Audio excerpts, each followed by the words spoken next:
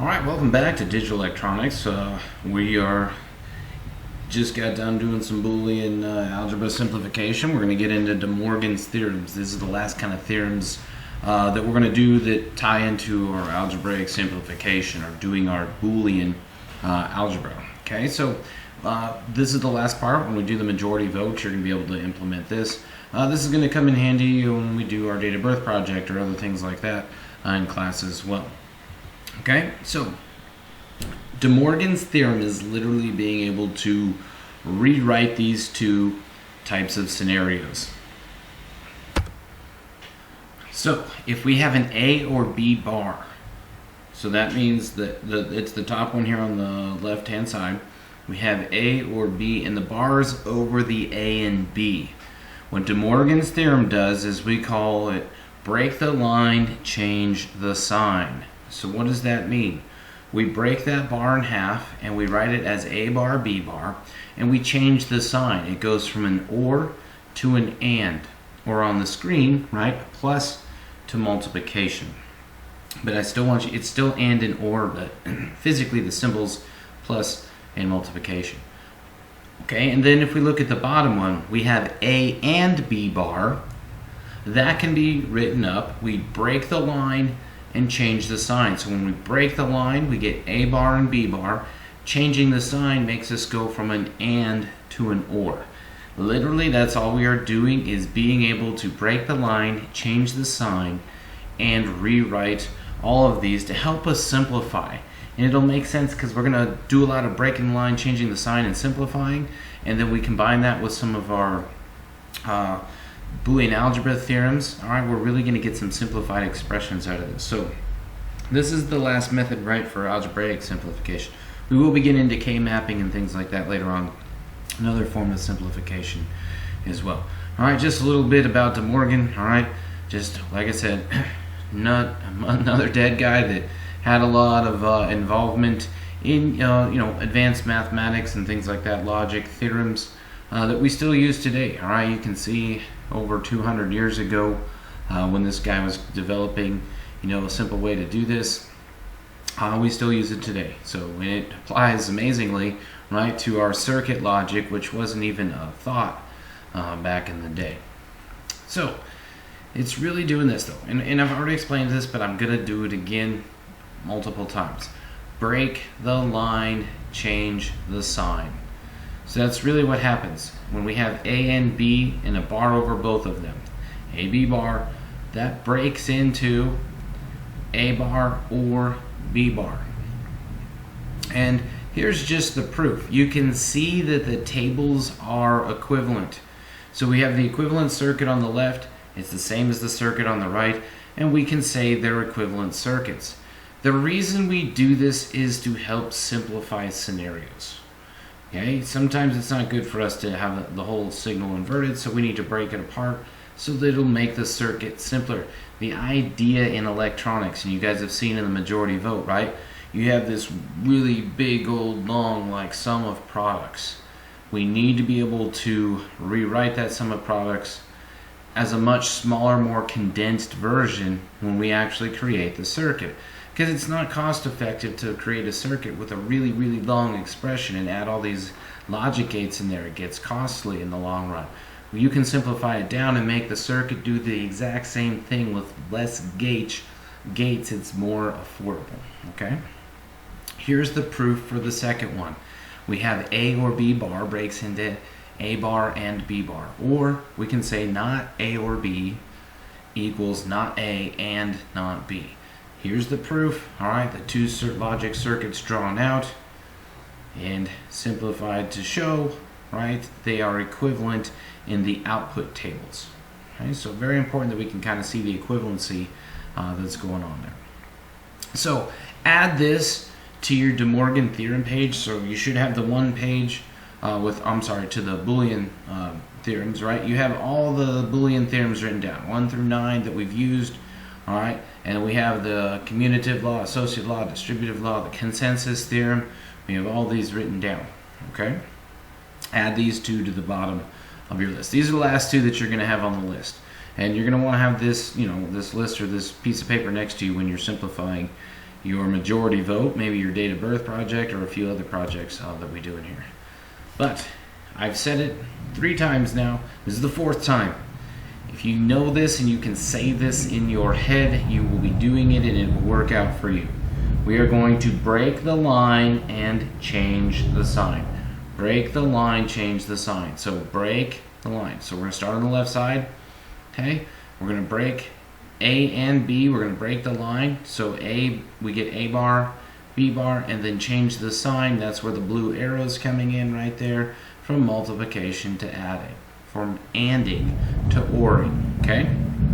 Then, if we look at the next one, at the bottom one, we have A or B bar, right? The bars across the top of them. Break the line, so break the bar, splits into A bar and B bar. All right, and change the sign from or to and. That's really all we're doing. I've said this now 3 or 4 times. Hopefully this is starting to sink in. If you can remember the phrase, break the line, change the sign.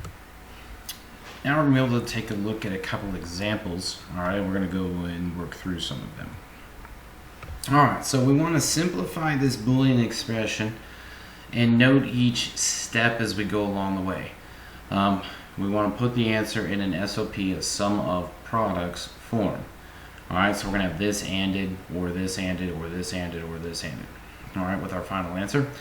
Now, what I want you to really do, I'm going to write down all the theorems. When you do your work, you don't need to necessarily write down the theorems, but I'm going to have them all listed out as we do this so that you kind of know what applies when we do each step. Okay, and you need to, it is very, very important that you understand where you can break the line. You can't just randomly break the line. It has to be logical, methodical, and in the correct location. So the first one here, we have F1. Make sure you got this written on your paper, and then we're going to break it down and go through it. So F1, we're going to break the line between the 2 sets of parentheses. See how that's anded? There's a dot there representing multiplication, and there's a bar across the entire expression.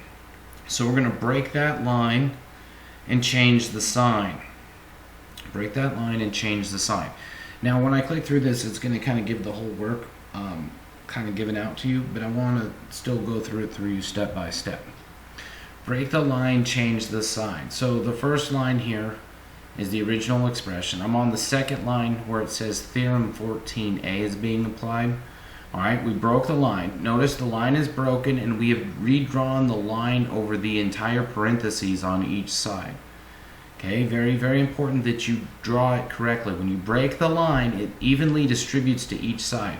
So that's why it's over the entire set of parentheses. All right, and then it's been changed to an or. That one is not going to change now. Now, on the left-hand side, I'm looking where it says Theorem 9 and 14b are being applied. If we notice in the step above that it's x and y bar, and there's 2 bars above that set of parentheses, remember, we can use this from our Boolean simplification. If we have a double bar, it just becomes that expression. A bar cancels a bar. But it has to be the same length bar. So it doesn't cancel the bar over the y. Does that make sense? Okay, so we have a double bar. The double bar is eliminated. It cancels out. So on the left-hand side, the x and y bar with a double bar over it, the double bar goes away and becomes x and y bar. On the right-hand side, we have y bar or z, all with a bar on top of it. That's another break the line, change the sign scenario. So we break the line over the plus sign, and it becomes y double bar and z bar. Y double bar and z bar, because when we break that line or break that bar, all right, it evenly distributes. Then we have y double bar, right, which means it's just y. It's just y. So y double bar becomes y. That's from our Boolean algebra. And then we're done. We have everything simplified down.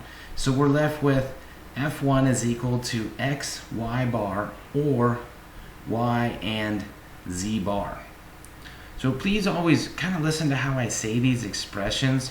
I don't say x times y, and I don't say x times not y plus y times z bar.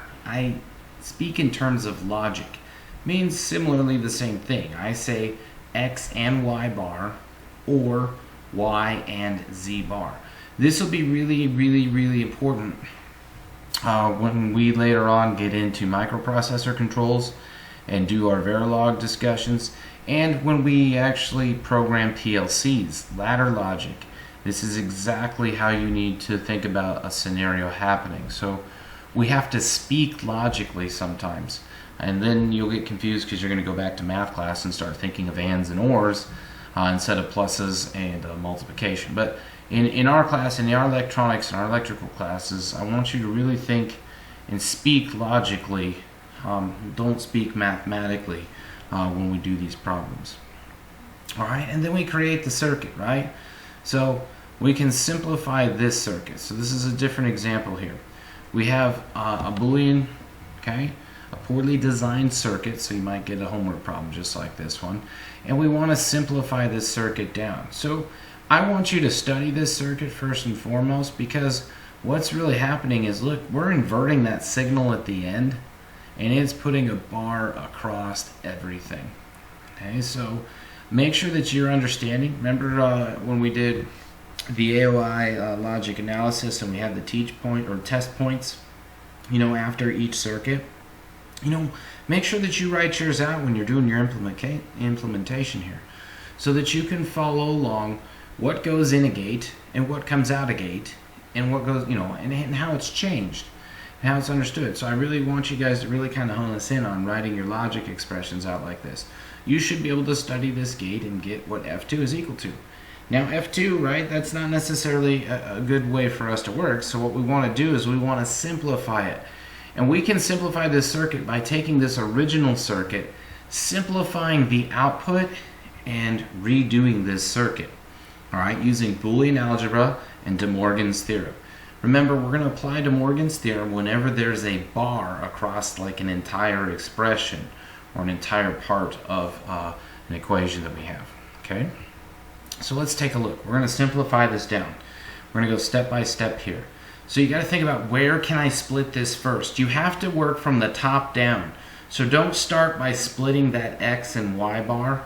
You cannot. You have to work with the topmost bar, work your way down. So what we're going to do is we're going to split the parentheses. So we're going to split the bar where the parentheses is and set it into two separate terms. So we're going to break the line, change the sign. So those two sets of parentheses right now are ANDed. We're going to break the line and change them into an OR. So that's where the plus comes from. Okay, when we break that evenly, the left-hand side is going to be X bar or Z, quantity bar. When I say quantity, it means everything inside the parentheses. So quantity bar, or X and Y double bar, or X and Y quantity double bar. Okay, so we're on the second line. Let's step down to the third line. We now have X and Y double bar. That becomes what? Just X and Y. Remember, double bars cancel each other as long as the bar is the same length. Okay, if just one of those had a bar, we couldn't cancel them that way.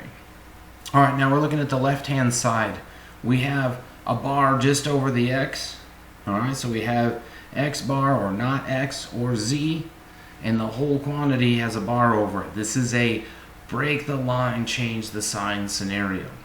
So we always break the line over the operation. The operation is an OR. So we're going to break the line over the OR, and it's going to become the AND, which is multiplying, right? So we're going to break the line, evenly distribute it, so we'll have X double bar and Z bar on the left-hand side. Well, what happens to X double bar? It just becomes X. So we are left with X and Z bar, or X and Y. So that's our final solution, and then we write it without the symbols because there's no need for them anymore, because there's no organization or order of operations kind of being applied to them. So I mean, that's really it for the most part, guys. It's breaking the line, changing the sign. You got to work outside in or top to bottom, all right? And you always break the line where the operation is. So where either you see the plus sign, which is the OR sign, right? Or where there's multiplication going on. break the line, change the sign. Very simple way to rewrite and simplify the circuit. Because now, if you redraw that circuit, it's much more simplified, right? Much more simplified circuit, uses less chips, and is more cost efficient. Okay, so very, very important that you guys, understand that. That's why we simplify that down.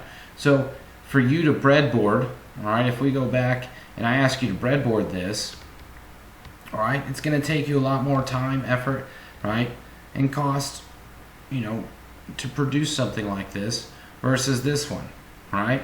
One AND gate, or two AND gates, one OR gate, and an inverter versus this. Okay? Now, we still remember there's multiple gates on a chip. So is this necessarily a great example for cost efficiency? No, because it's the same number of chips, just not the same number of gates that we're using. Now, if you think about making this circuit on a large scale, absolutely. When you start thinking you're producing 100,000 of these, then we're starting to talk some money and how much we use and that sort of thing. So think about it in that extent. But all right, so DeMorgans Theorem, guys, break the line, change the sign. As usual, ask me some questions in class. We might do a few more examples in class because I really want to make sure that you guys are clear on understanding how we apply DeMorgans Theorem and throw in all the Boolean simplification inside of that as we go. All right, guys, have a great day. I will see you in class or email me with questions. Take care.